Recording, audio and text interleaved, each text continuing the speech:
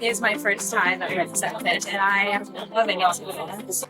I wanted to attend Ready Set Pitch in order to broaden my network of working with the film industry.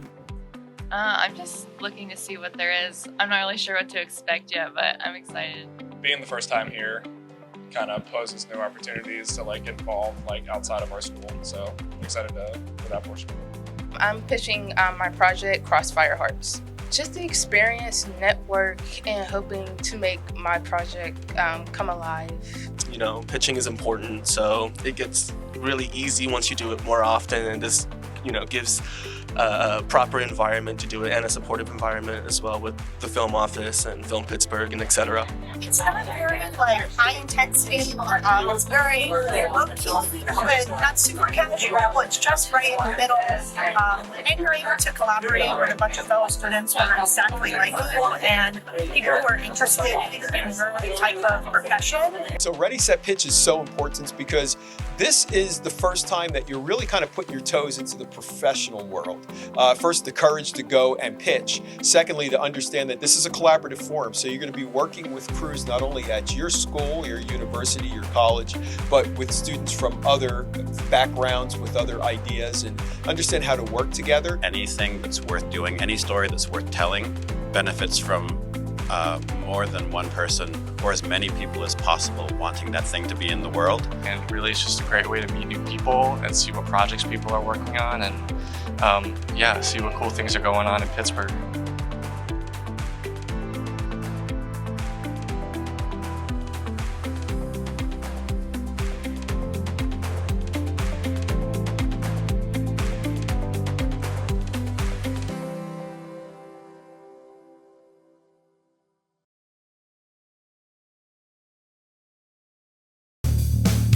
So proud to introduce my Koi to you tonight. I don't have human rights. I was a pop star. They would put me in jail. An activist. I want in to the meet real you when you come to Vietnam in May. No, I told me will never stop change doing this. I would never regret what I did.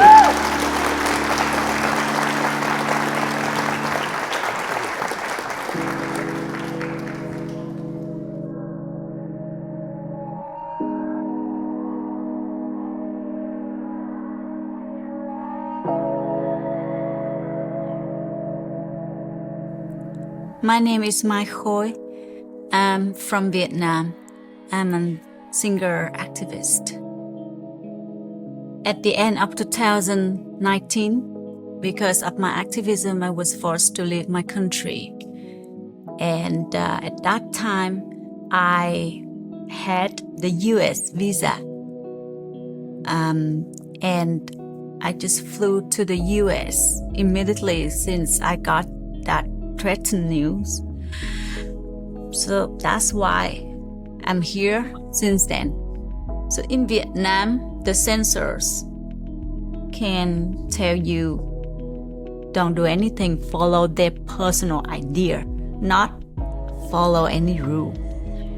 Under the censorship system, artists in Vietnam cannot show their creativity, cannot show their soul. They have to do what they've been told. And yes, I was that person. When I was the pop star, I already felt uncomfortable working under the censorship system.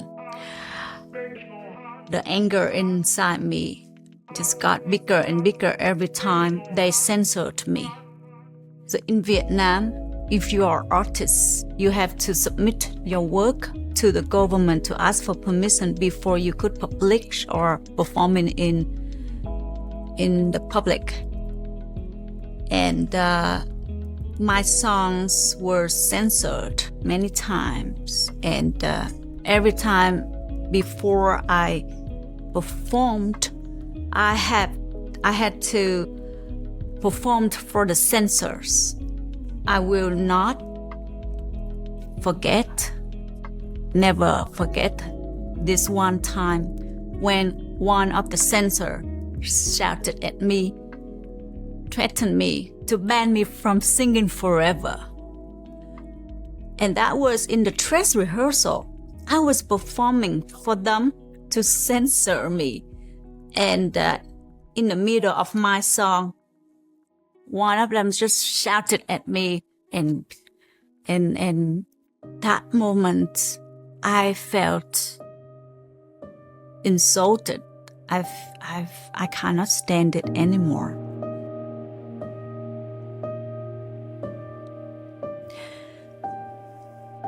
Since I felt frustrated with the censorship system, I started to meet with some dissident artists. When I started to hang out with the dissident artists, there was a small group of underground activists, and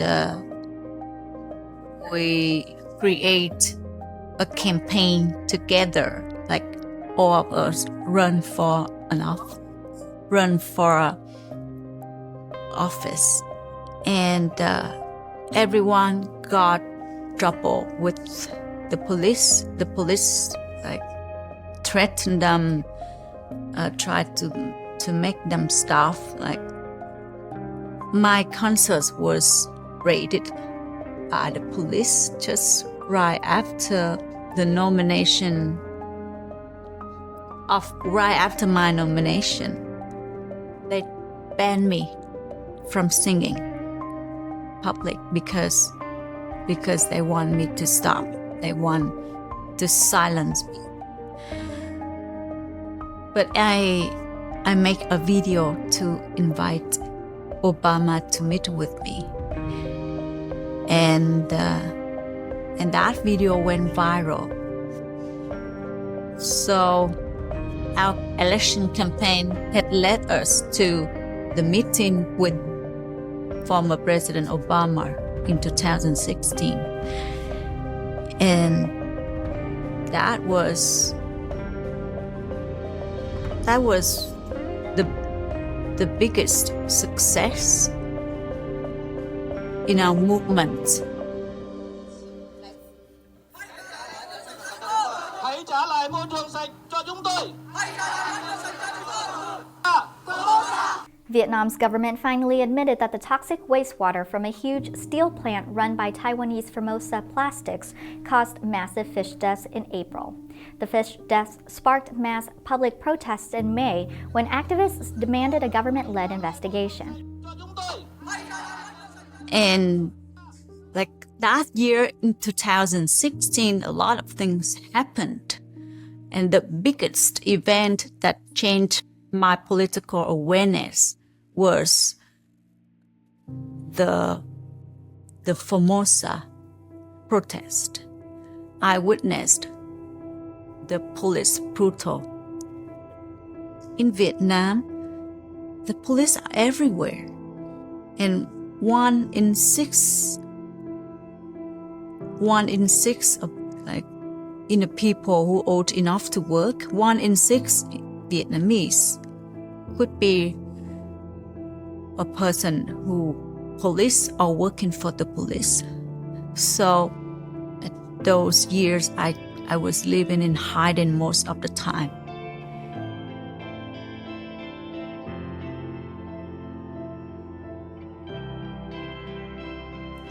So on that day,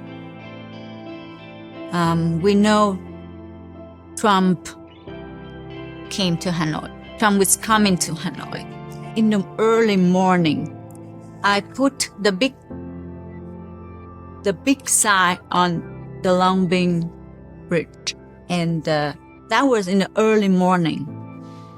And then in the afternoon, in the evening, I went to the street where Trump and his team came into Hanoi city. I went to that street, and people went out to wave in him and to welcome him. But I protested him because I know he will pass that street, and I know he would see my sign, "Peace on you, Trump." And at that same night, like just a few hours after that, I was evicted from my house.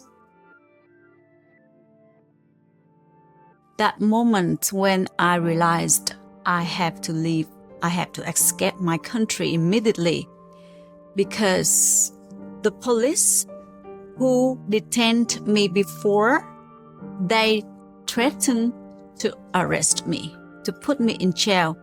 And on that day, the police came to arrest my activist friend in their house. And at their house, they confiscated all of the documents and the videos and everything in the house, included my album, my t-shirts, and like some things about me. I thought, if I don't come out of the country now, they would put me in jail, because they detained me enough to put me in jail.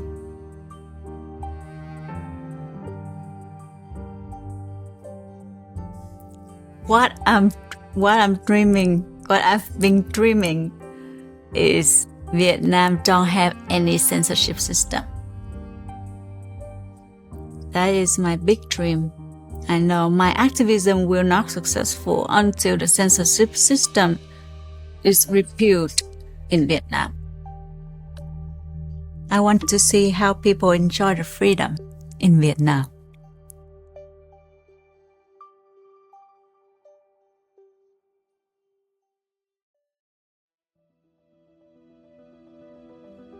I'm happy here because in Pittsburgh, I found the right community for me. Here, I found very talented and friendly musicians to work with, and we together create the very free community for creative. And I've reformed the band My Khoi and the Dissidents here. So the community here, musicians I'm working with here, support me to keep, like they helping and support me to do whatever I want.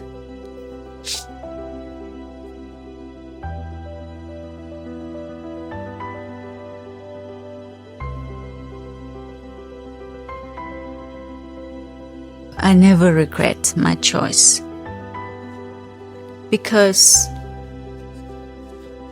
what I lost compared with what I received is much bigger than what I lost. I lost fans. I lost my singing career in Vietnam, and I had to leave my own country. I cannot go back to my own country. That was a big loss. But what I received is my music is more soulful. My art is more meaningful. And I could inspire everyone, young people, every day. So that's a big gift for me. I don't know if I'm brave or not, but I just did things when things come to me. And I follow my instincts. I follow my heart. I will do whatever I feel right. That's why I never regret.